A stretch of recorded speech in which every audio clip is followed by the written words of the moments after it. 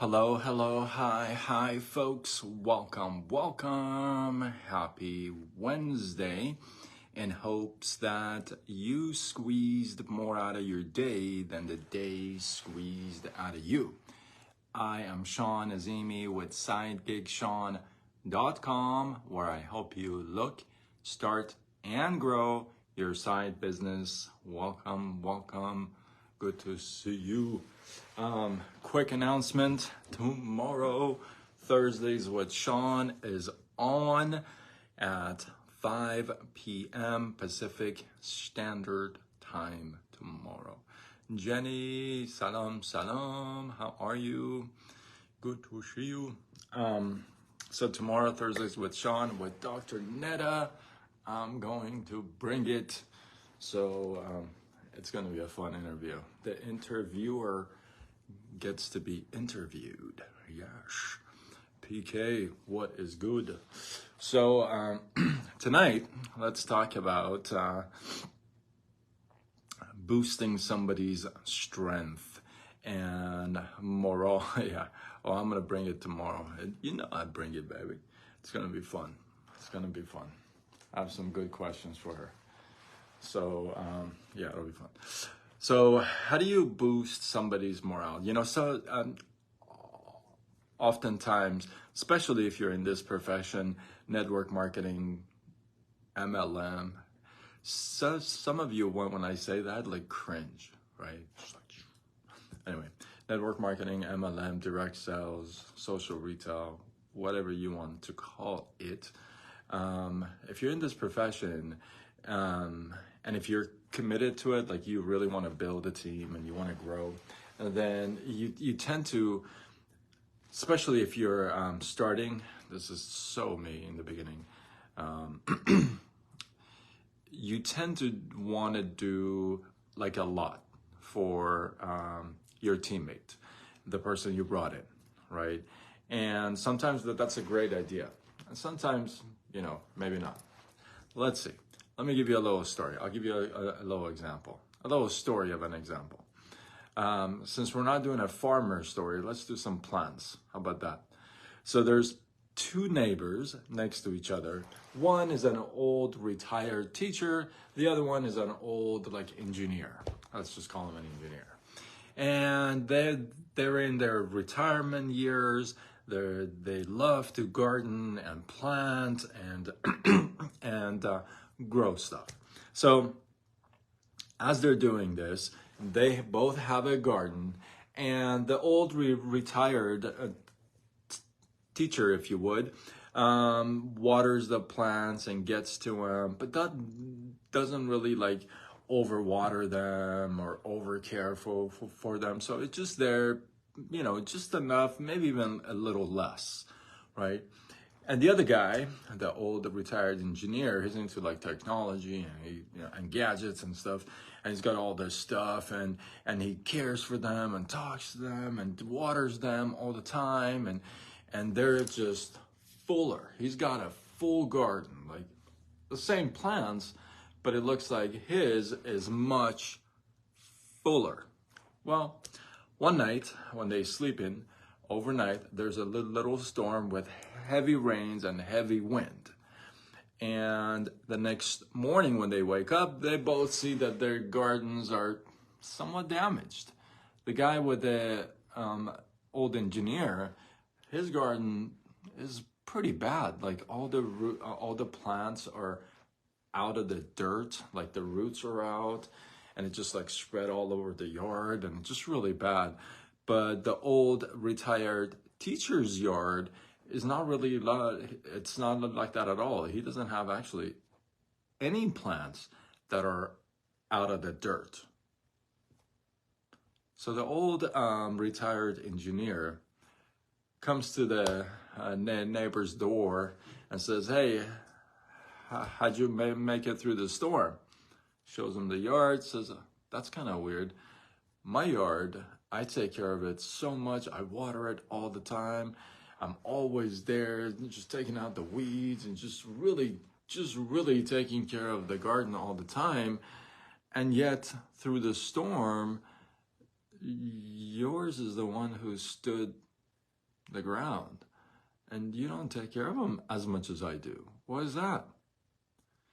And the old retired teacher smiles and says, you know, it's because when you over water them, then the roots and the plants are always having water at their access, right?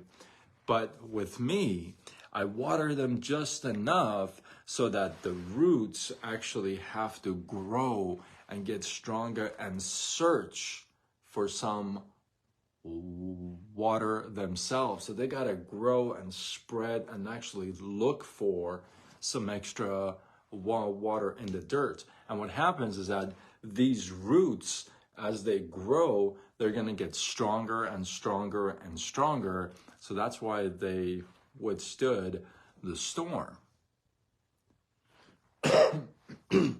It's such a great analogy. I can spin this 100 different ways. I was talking to a friend actually last night kind of about this, but I could go the route of being a parent, right? Again, I'm not a parent. You know, some of you are like funny. I'm not a parent, but I definitely have been a kid, and I have parents. So I think that qualifies. So I could take it to a parent side and say, you know what? Some of you guys, some of you parents, really, really baby your kids, like a lot. Like the kid who's 40 years old, the kid who's like 35, you know what I mean? Like you baby the kids so much, and you're not letting those roots grow and look for water and get stronger themselves. Andrea, how are you? Walk on. Guilty, yeah. I talk about this. I can honestly, I can talk about this in so many different ways. And you think as a parent, again, as a parent, you would think, sorry, I got to charge my phone. As a parent, you would think you're doing the right thing, but I'm telling you, I'm stuck. I'm telling you, you're not.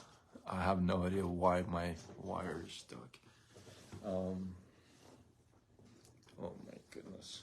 Anyway, that's funny. But yeah, you think you're doing the right thing, but you're really not. You gotta let them get that strength built themselves. Now, I'm not saying that let them loose in the streets and, you know, don't watch over them. You know, that's not what I'm saying.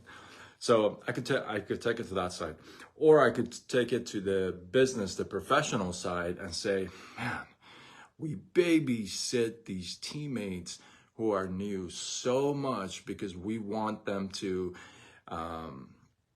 make it. We don't want them to get discouraged. We want them to stick around. We don't want them to leave, right?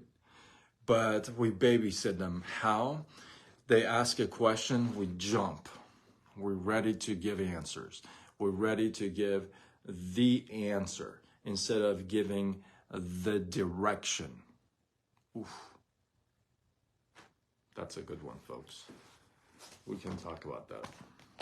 But we give the answer instead of we giving the direction, right? I gotta write that down. That's a good one, folks.